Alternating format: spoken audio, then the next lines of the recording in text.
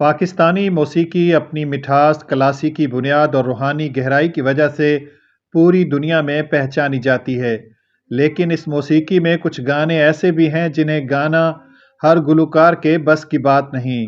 ان گانوں میں آواز کی طاقت، سر کا کمال، لمبے الاپ اور جذباتی شدت سب کچھ درکار ہوتا ہے۔ آج کی اس ویڈیو میں ہم آپ کو پاکستان کی تاریخ کے ایسے 10 مشکل ترین گانوں کے بارے میں بتائیں گے جنہیں گانا بڑے بڑے گلوکاروں کے لیے بھی چیلنج سمجھا جاتا ہے۔ سب سے پہلے بات کرتے ہیں غزل کے شہنشاہ مہدی حسن کی۔ ان کی مشہور غزل رنجش ہی سہی دل ہی دکھانے کے لیے آ پاکستانی موسیقی کی مشکل ترین غزلوں میں شمار ہوتی ہے۔ اس غزل میں لمبے سر، نازک لے اور جذباتی کنٹرول اس قدر مشکل ہے کہ آج تک بہت کم گلوکار اسے اصل انداز میں گا سکے ہیں۔ مہدی حسن کی آواز کا جادو ہی تھا کہ وہ مشکل ترین سر کو بھی انتہائی آسان بنا دیتے تھے۔ اب بات کرتے ہیں پاکستان کی ملکہ غزل فریدہ خانم کی مشہور غزل آج جانے کی ضد نہ کرو کی۔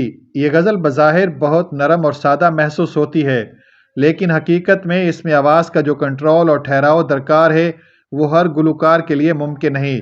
یہی وجہ ہے کہ دنیا بھر کے گلوکار اس غزل کو گانے کی کوشش کرتے ہیں، مگر اصل رنگ پیدا کرنا مشکل ہو جاتا ہے۔ پاکستانی قوالی کا ذکر ہو اور صابری برادرز کا نام نہ آئے تو بات مکمل نہیں ہوتی۔ ان کی مشہور قوالی تاجدار حرم کو بھی پاکستان کے مشکل ترین کلام میں شمار کیا جاتا ہے۔ اس قوالی میں اونچے سر، طاقتور آواز اور مسلسل توانائی کی ضرورت ہوتی ہے۔ یہی وجہ ہے کہ جب بھی کوئی گلوکار اس قوالی کو گاتا ہے تو اسے اپنی آواز کی پوری طاقت استعمال کرنا پڑتی ہے۔ قوالی کی دنیا میں ایک اور عظیم نام نصرت فتح علی خان کا ہے۔ ان کی مشہور قوالی یہ جو ہلکا ہلکا سرور ہے بھی گانے کے لحاظ سے بہت مشکل ہے۔ اس میں لمبے الاپ، تیز تانے اور انتہائی اونچے نوٹ شامل ہیں۔ نصرت فتح علی خان کی آواز میں جو طاقت اور وسعت تھی وہ بہت کم گلوکاروں کو نصیب ہوتی ہے۔ صوفیانہ کلام کی ملکہ عابدہ پروین کی آواز بھی اپنی مثال آپ ہے۔ ان کا مشہور کلام دم مست قلندر روحانی کیفیت کے ساتھ ساتھ تکنیکی طور پر بھی بہت مشکل سمجھا جاتا ہے۔ اس کلام کو گانے کے لیے صرف آواز ہی نہیں بلکہ روحانی جذبہ بھی درکار ہوتا ہے۔ پاکستانی غزل گائکی میں ایک اور بڑا نام غلام علی کا ہے۔ ان کی مشہور غزل چپ کے رات دن آنسو بہانا یاد ہے بھی مشکل ترین غزلوں میں شمار ہوتی ہے۔ اس غزل میں باریک سرگم اور پیچیدہ تانے ہیں جو ہر گلوکار کے لیے آسان نہیں۔ اسی طرح غلام علی کی ایک اور غزل کیسا نشہ ہے عشق کا بھی تکنیکی اعتبار سے بہت مشکل ہے۔ اس میں کلاسیکی موسیقی کی جھلک نمایاں ہے اور گلوکار کو آواز کے مکمل کنٹرول کی ضرورت پڑتی ہے۔ اگر ہم قوالی کی طرف دوبارہ آئیں تو نصرت فتح علی خان کی ایک اور مشہور قوالی آج رنگ ہے کا ذکر بھی ضروری ہے۔ اس کلام میں آواز کی بلندی، طاقت اور مسلسل جوش گلوکار کو تھکا دیتا ہے۔ یہی وجہ ہے کہ اسے گانا بھی آسان نہیں سمجھا جاتا۔ دوستو، پاکستانی موسیقی میں صوفیانہ کلام کا ایک اور مشکل نمونہ عابدہ پروین کی آواز میں یار کو ہم نے جا بجا دیکھا بھی سمجھا جاتا ہے۔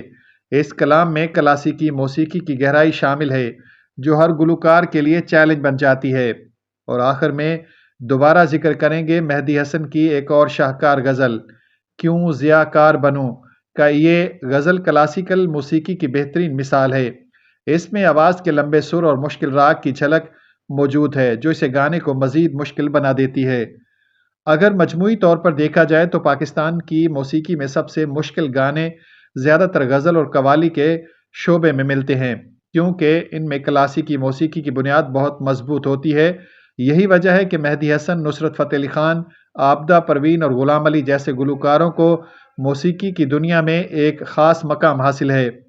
دوستو، اگر آپ کو پاکستان کی موسیقی کی یہ مشکل ترین گانے پسند آئے ہوں تو ویڈیو کو لائک کریں، چینل کو سبسکرائب کریں اور کمنٹس میں بتائیں کہ آپ کے خیال میں پاکستان کا سب سے مشکل گانا کون سا ہے۔